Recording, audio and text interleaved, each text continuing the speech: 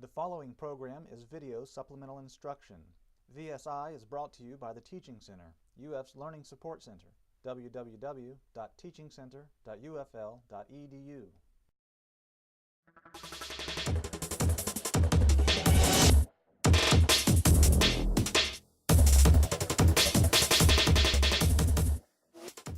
For problem number 1, we're asked, so in order to obtain interference, which of the following are required? And we're going to have multiple pieces to the answer here.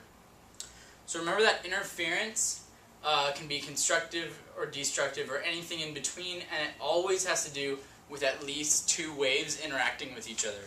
So that immediately gives you answer choice A. B is not true. You can have interference with two waves. You don't need at least three. So A is certainly true. So let's go through the rest here. B is false. C, waves are coherent. So waves that are coherent are ones that are always in the same phase relative to each other. In other words, their wavelength and frequency are not changing as a function of time.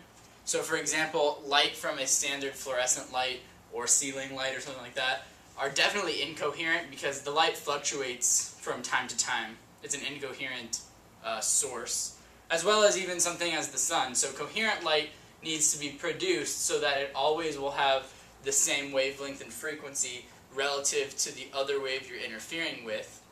So keep in mind the two waves that are interfering might have different wavelengths or whatever, things like that, but their wavelength and frequency need to not be changing as the wave is propagating.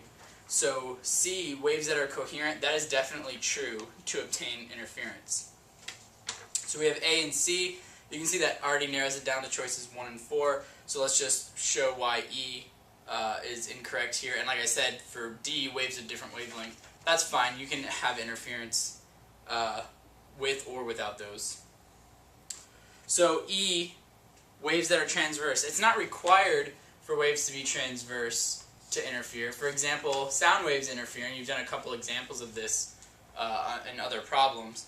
And sound waves are not transverse waves. Sound waves are longitudinal or compression waves. So it's not necessary for waves to be transverse to obtain some sort of interference. So the only things that are absolutely necessary is that you have at least two waves and that the waves are coherent, so that's AC. The Teaching Center, UF's Learning Support Center, www.teachingcenter.ufl.edu.